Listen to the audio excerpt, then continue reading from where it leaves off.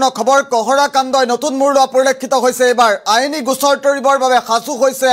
সদৌ অসম নৈশ বাছ চালক সন্থা সদৌ অসম নৈশ বাছ চালক সন্থাই কাৰ বিৰুদ্ধে হঠাৎ গোচৰ দিয়াৰ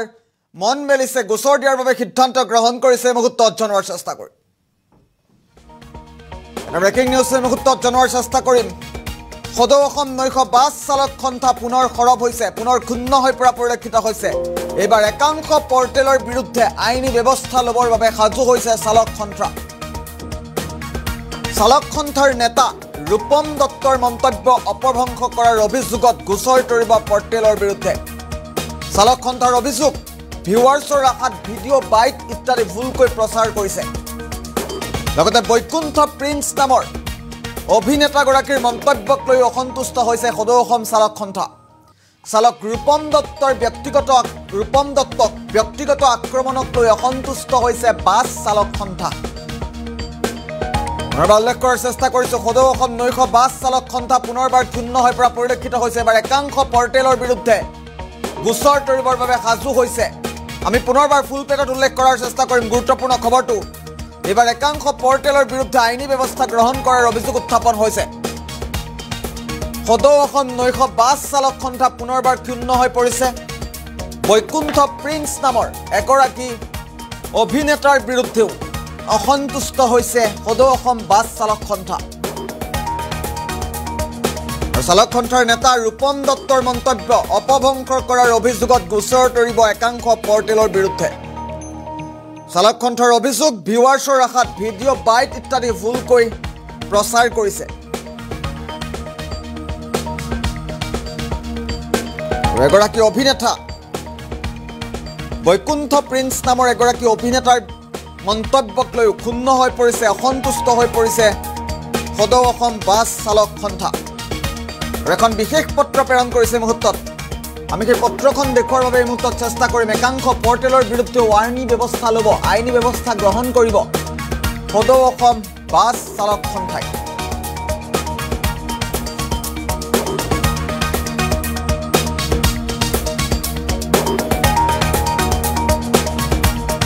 উল্লেখ কৰিছো সদৌ অসম দিবানৈশ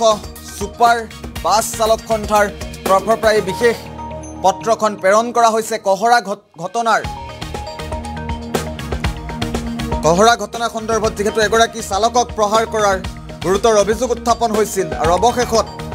সদৌ অসম বাছ চালক সন্থা একাংশ পৰ্টেলৰ বিৰুদ্ধে ক্ষুণ্ণ হৈ পৰা পৰিলক্ষিত হৈছে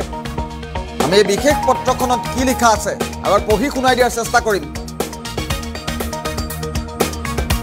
যদি সম্ভৱ হয় এই পত্ৰখন ফুল স্ক্ৰীনত দেখুৱাৰ বাবে চেষ্টা কৰিম ইয়াত স্পষ্টকৈ লিখা আছে কহৰা ঘটনাৰ অভিযুক্ত আমি পত্ৰখন ফুল স্ক্ৰীনত দেখুৱাৰ চেষ্টা কৰিম কহৰা ঘটনাৰ অভিযুক্ত ড্ৰাইভাৰজন আৰু ছোৱালীগৰাকীৰ লগত হোৱা আলোচনা মৰ্মে যি দাবী কৰিছিলোঁ যে ৰাজহুৱা ক্ষমা খুজিব লাগে অন্যথা আমি ছোৱালীজনীৰ ওপৰত এটা কেছ দিম তেওঁলোকে এইদৰে উল্লেখ কৰিছে কিন্তু ছোৱালীজনীৰ দেউতাকৰ অনুৰোধ মৰ্মে মিডিয়াৰ আগত যিহেতু ছোৱালীজনীয়ে ক্ষমা খুজিলে আৰু ভুক্তভোগী ড্ৰাইভাৰজনে ছোৱালীজনীৰ বয়সৰ প্ৰতি লক্ষ্য ৰাখি আমাৰ দাবীসমূহ প্ৰত্যাহাৰ কৰিলে কিন্তু ঢিঙৰ কিছু মিডিয়াই নিজৰ টিআৰপি বঢ়াবলৈ ভিডিঅ' বাইটবোৰ ওলট পালট কৰি কিছু বিভ্ৰান্তিৰ সৃষ্টি কৰিছে যাৰ বাবে আমি তেওঁলোকৰ ওপৰত আইনী ব্যৱস্থা গ্ৰহণ কৰিম বুলি ভাবিছোঁ লগতে তেওঁলোকে উল্লেখ কৰিছে লগতে বৈকুণ্ঠ প্ৰিন্স পাঠক ডাঙৰীয়াই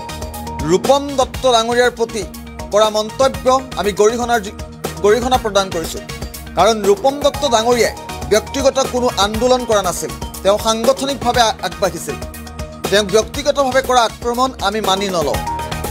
আমি সকলোকে অনুৰোধ কৰিম মীমাংসা হৈ যোৱা ঘটনা ইমানতে সামৰণি কৰিব লাগে স্থান ISBT প্ৰাংগণ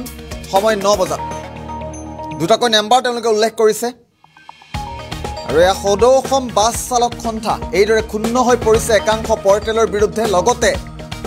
বৈকুণ্ঠ প্ৰিন্স নামৰ যিগৰাকী অভিনেতা আছে সেই অভিনেতাগৰাকীৰ বিৰুদ্ধেও তেওঁলোক ক্ষুণ্ণ হৈ পৰিছে অসন্তুষ্ট হৈ পৰিছে